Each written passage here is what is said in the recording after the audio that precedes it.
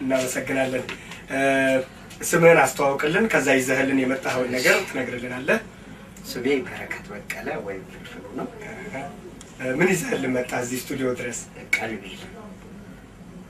አይ ማለት ሙያተኛ እንደሆንክ ሌሎች ሙያዎች እንዳሉና ስለሱ ብዙ ያሁን ከሙያዬ ጋር መሰራቸው ተጨማሪ ስራዎች ስላሉ እስቲ ምን አለ? ድምጽ እስካሁን ህክምናውን እንትን እያልኩኝ ነው። ይቆያልን ብሎኛል። ያው ወንዴ ነው የሆስፒታሉ ባለቤት። እስካሁንም እያገዙኝ ነው። ይቆያልም ብሎኛል። ህክምናው ክትትሉ ይቆያል ብሎኛል።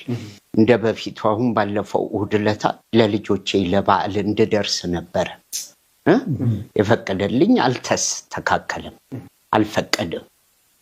ስለዚህ ተመለስኩኝ። ካሁን በኋላ በቃ ስራም ሰሞኑን መስራት አልችልም።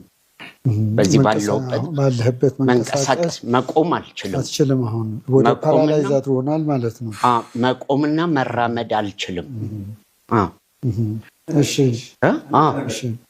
መቆምና መራመዱን አልችልም። ያው ካልቆምኩና ካልተራመድኩ ደግሞ ያው ልጆችንም ማስተዳደር ምናምን አልችልም። ጤኔ በቋሚነት እስኪመለስ እስከዛ ድረስ እዚሁ ሆስፒታል ውስጥ ነኝ ያለሁት። የባንክ አካውንት በቃል ታውቀዋለህ? አውቀዋለሁ። አንተ ራስህ ተናገር።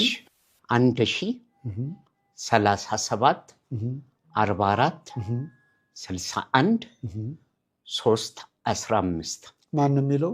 በረከት በቀለ። እንግዲህ በመላው ዓለም ያላችሁ ኢትዮጵያውያን በሙሉ በጣም የታወቀ አርቲስት፣ ደግ ሩህሩህ እንደመሆኑ መጠን አሁን ከወደቀበትን ማንሳት በህይወት እያለ እንደምንወደው ሁሉ እንዲነሳ በገንዘብም በሀብትም ልጆችና ቤተሰቦች መርዳት እንዳለብን ነው። ከሞተ በኋላ ዋይ ዋይ ማለቱ ቁም ነገር የለም። በህይወት የረዳኑ እንደሆነ ግን እሱ ደስ ይለዋልና አንድ ነገር እንድናደርግለት ነው አደራ የምንለው። አቅማቸው ያለ በአሜሪካን፣ በካናዳ፣ በአውስትራሊያ፣ በሀገር ውስጥና ከሀገር ውጭ ያላችሁ በሙሉ ኢትዮጵያውያን በሙሉ ለኢትዮጵያ ቤተክርስቲያን በጣም ባለውለታ ዳታ በማሰባሰብ ቤተክርስቲያን ህንፃ በማሳነጽ ከፍተኛ አስተዋጽኦ ያደረገ የመንፈስ ቅዱስ ልጃችን ስለሆነ ተባብረን በዚህ አሁን ቅድም በከፈተው አካውንት ገቢ እንድናደርግ ከራሴ ጭምር ሆኖ ከሌሎቹ ተባብረን እናንተም እዚህ በማህበረ ሚዲያው ያላችሁ ሁሉ ያስተባብራችሁ ለዚህ ወንድማችን ጥንካሬ ነገር እንድትሰሩ አደራላለሁ። ላዳመጣችሁ ያመሰግናለሁ። ከመመ ወላዲተ አምላክ ድንግል ማርያም ትፈውስ። የቅዱሳን አባቶቻችን በረከታቸው ረድኤታቸው ትሩፈ ምግባራቸው አይለይ። እግዚአብሔር አጋንንትን ያርቅልን። የነበረ ጤንነት የነበረ ህይወት መልስልን። እግዚአብሔር ምሕረቱን ይላክልን። እግዚአብሔር ቸርነቱ ይላክልን።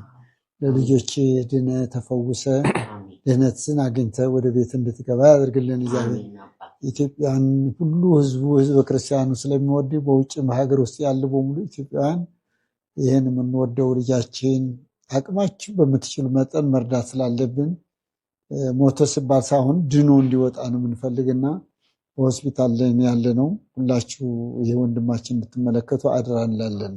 እግዚአብሔር ከእናንተ ስትሮክ ነው በቃ።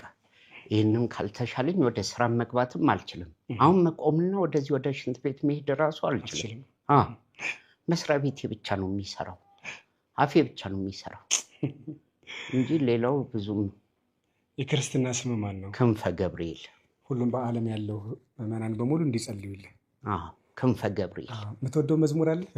የኔ ሌሎች እንዲዘምሩልህ ያን መዝሙር በሰሙ ቁጥር አንተ እንዲያስታውሱ። ሚካኤል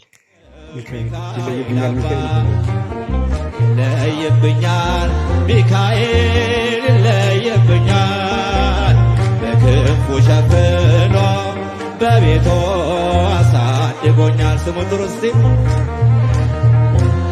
ሚካኤል ይለይብኛል፣ በክንፉ ሸፍኖ በቤቱ አሳድጎኛል።